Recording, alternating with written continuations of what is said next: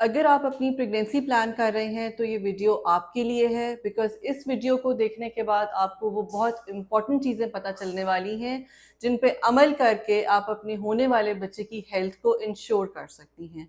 मैं हूं डॉक्टर सादिया मुमताज़ और आप देख रहे हैं गायनी टॉक्स।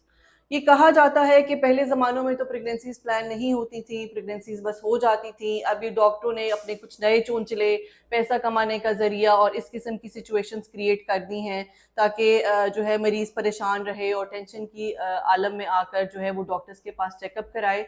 तो इस वजह से ये सारा जो है वो खेल ये डॉक्टर्स ने रचाया हुआ है। हालांकि अगर मैं आपको बताऊं तो स्टडीज़ ये शो करती हैं कि अगर आप अपनी प्रेगनेंसी प्लान करके करते हैं, यानी planned babies are far more healthier than जो कि एक रैंडम प्रेगनेंसीज होती हैं।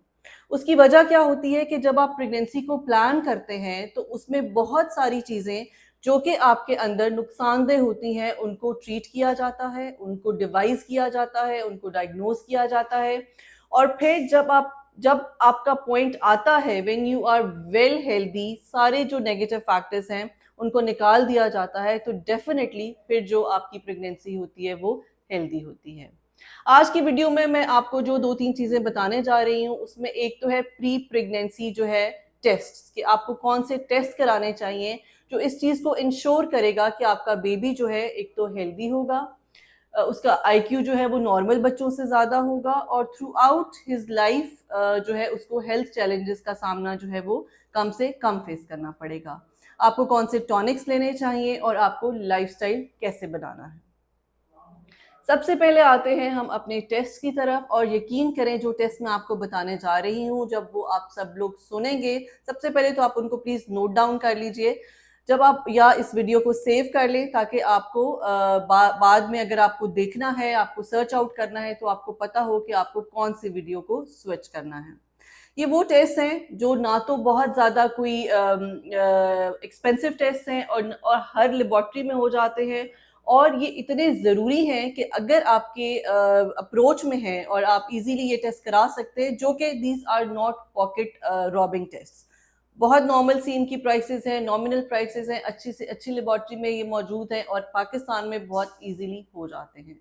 तो सबसे पहले चलते हैं, जैसा कि नॉर्मली कहा जाता है लेडीज़ फर्स्ट, सबसे पहले हम ख़वातीन के टेस्ट पे आते हैं कि सबसे पहले जो आपको टेस्ट कराने हैं उससे पहले तो ये है कि आपका एक विजिट होना चाहिए। आपने एज अ कपल प्लान किया है कि हम प्रेगनेंसी प्लान कर रहे हैं, हम एक बेबी चाहते हैं, तो उसके लिए क्या ज़रूरी है? उसके लिए सबसे ज़रूरी है कि आप अपने डॉक्टर को एक विजिट करें। जब आप विजिट करेंगे आपकी हिस्ट्री ली जाएगी, आपका एग्जामिनेशन किया जाएगा, बहुत सारे पॉइंट्स जो हैं वो नोट डाउन किए जाएंगे कि क्या प्रॉब्लम है, आपकी सेहत के बारे में पता चलेगा। आपको जो टेस्ट लिख कर दिए जाएंगे वो मैं अभी आपको इस वीडियो में आगे बताने जा रही हूँ। उन टेस्ट की रिपोर्ट को जब एनालाइज करेंगे तो आपकी मैनेजमेंट के हिसाब से देखा जाएगा कि जहां जहां कोई प्रॉब्लम है उसको प्रेगनेंसी से पहले पहले डील कर लिया जाए।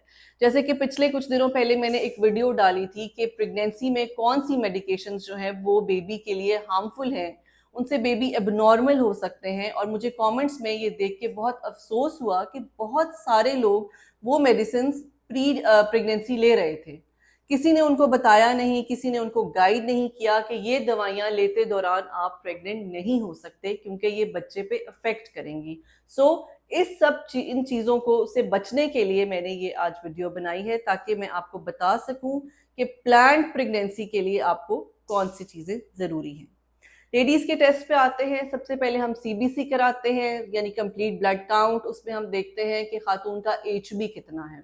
एचबी एक बहुत बड़ा फैक्टर है ये देखने के लिए कि होने वाला बच्चा जो है वो हेल्दी होगा, उसका आईक्यू अच्छा होगा, उसको कोई इन्फेक्शन, कोई और हेल्थ चैलेंजेस तो नहीं होंगे। साथ ही उसमें देख लिया जाता है कि कोई इन्फेक्शन सेल्स तो नहीं है, उसका पता चल जाता है। आपके प्लेटलेट्स का पता चल जाता है क्योंकि कई खवातीन को प्रेगनेंसी से पहले ही लो प्लेटलेट्स का प्रॉब्लम होता है। तो अगर ये सब चीज़ें फाइंड आउट हो जाए तो हम उनको ट्रीट कर सकते हैं, और अगर रिपोर्ट ठीक है तो ऑल इज वेल। साथ ही उनका ब्लड ग्रुप कराया जाता है। ब्लड ग्रुप हमारे पास होते हैं O positive, A positive, B positive, A B positive, A negative, B negative, O negative and A B negative. अगर तो खातून का ब्लड ग्रुप ओ पॉजिटिव है, that is well and good, लेकिन अगर खातून का ब्लड ग्रुप नेगेटिव है तो फिर हम इसको हस्बैंड की इन्वेस्टिगेशन में फर्दर फॉलो ऑन करेंगे। उसके बाद एक जो सबसे इम्पॉर्टेंट टेस्ट है वो है थायराइड प्रोफाइल। थायराइड प्रोफाइल को बहुत बुरी तरह से इग्नोर कर दिया जाता है।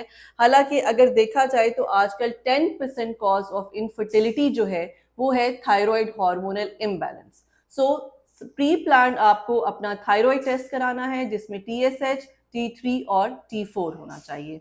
और अगर वो ठीक है तो फिर बहुत अच्छी बात है, वो ठीक है। लेकिन अगर उसमें कोई प्रॉब्लम आ जाता है, थायराइड लेवल अगर लो है तो हम आपको थायरॉक्सिन दे देते हैं। थायराइड लेवल अगर हाई है तो आपको कार्बेमाजोल दे दी जाती है ताकि आपके उस लेवल को मेंटेन कर लिया जाए।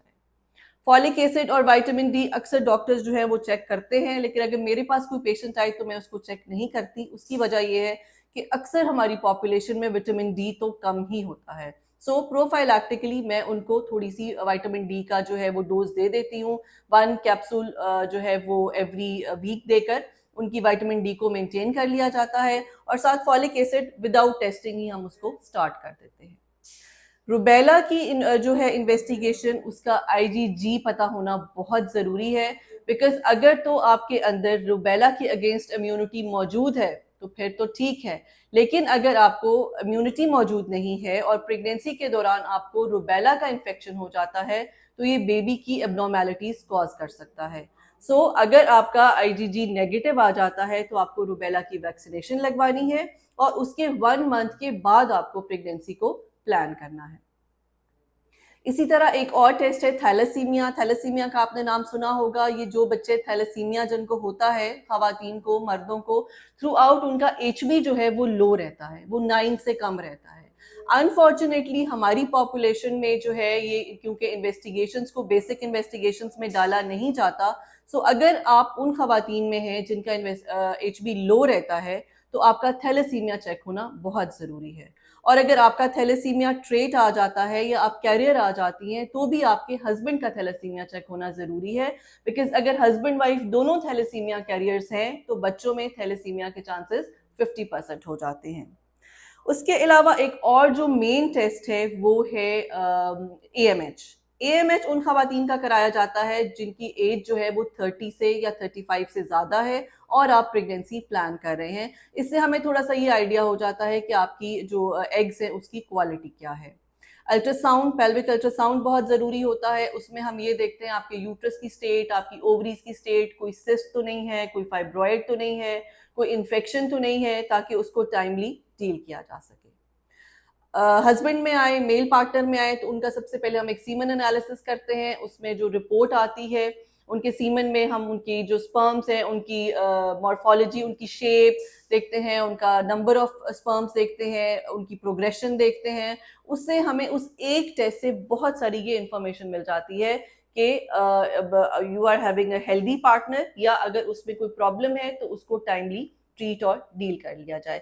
सिमिलरली अगर वाइफ का ब्लड ग्रुप नेगेटिव था तो हस्बैंड का ब्लड ग्रुप जो है वो हम जरूर करा लेते हैं, बिकॉज अगर हस्बैंड का ब्लड ग्रुप पॉजिटिव है तो बेबी में इनकम्पैटिबिलिटी हो सकती है, उसको हम टाइमली ट्रीट और डील कर सकते हैं।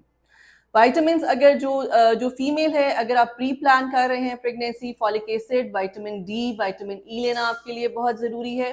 और साथ ही साथ मेल्स के लिए जिंक, विटामिन ई और एंजाइम Q10 बहुत ज़रूरी है। लाइफस्टाइल मॉडिफिकेशन में प्लीज अपनी सेडेंट्री लाइफस्टाइल को बिल्कुल खत्म कीजिए। डेली कम अज कम आधा से पौना घंटा जो है जरूर आपने वॉक करनी है। अपनी लाइफस्टाइल, अपने हैबिट्स, अपनी डाइट जो है उसको ऑर्गेनिक और हेल्दी की तरफ लेकर आना है। ये सब कुछ आपको प्रेगनेंसी से 2 से 3 माह पहले प्लान कर लेना है। Thank you.